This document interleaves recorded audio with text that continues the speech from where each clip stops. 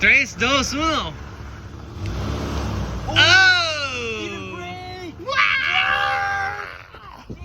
What the fuck?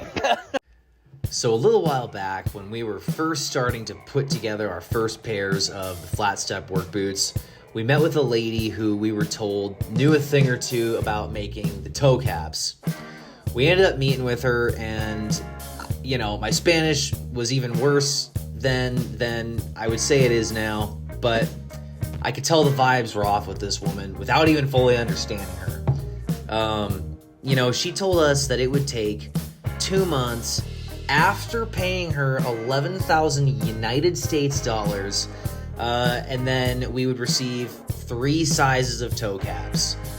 And so my first thought was like, well, what does it take to physically make a mold that, yeah, for a simple shape like a protective toe cap?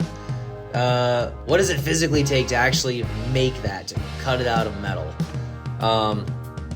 And also, you know, if she's right and it takes 2 months, and that's just not the time it takes for, you know, the trip across the ocean from China, well, how are we going to prototype this, and how are we going to actually have a working product that we can announce and do a crowdfunding campaign for on Indiegogo? Because you actually need a prototype to start soliciting money from people.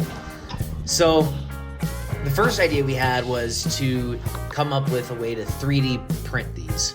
So we started out by 3D printing them with an ABS plastic, and our first model, after rigorous testing of just pretty much just beating it with random shit, it broke open. But it did show promise because it only broke along the 3D printer lines. It actually, the structure held up when we stood on it and stuff came down on it from the top, but it only split according to the lines. And then the other thing was, it revealed inside of it a triangle helix structure, which we didn't actually realize that the 3D printing guy was going to print it with these holes inside of it. But it led us to start thinking about, okay, well, could we hold it together from splitting if there was resin not only around the outside to keep it from separating, but if all these little holes were filled with resin? Well, our man Hugo with Inject 3D in Leon, Guanajuato, ended up printing one for us just out of solid resin, and it did superior to the ABS print, which had the holes in it.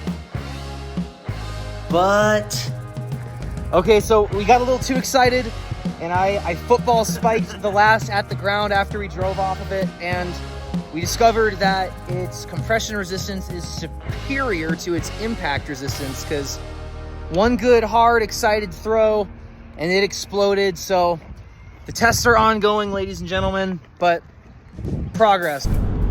Also, side note, the reason we have to make our own toe caps and we can't just use ones that exist, which would obviously be easier, and that's what you normally do when you're starting a boot company, is that they're really narrow. And the whole idea with our work boots, Flatstep Work Boots, is that it's a wide-toed, flat-soled, barefoot style / zero drop option.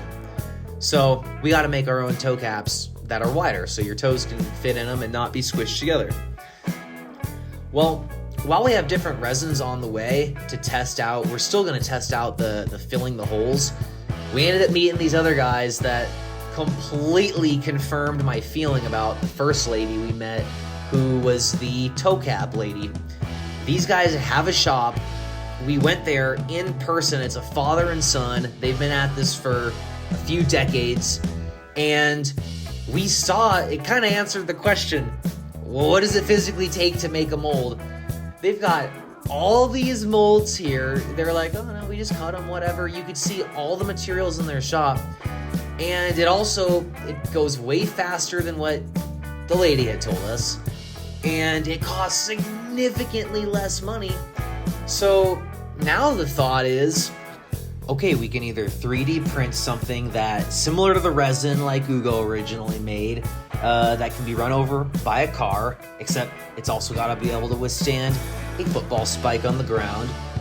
or we can print something with some sort of matrix structure that is able to be penetrated by a tough resin, if that's more strong.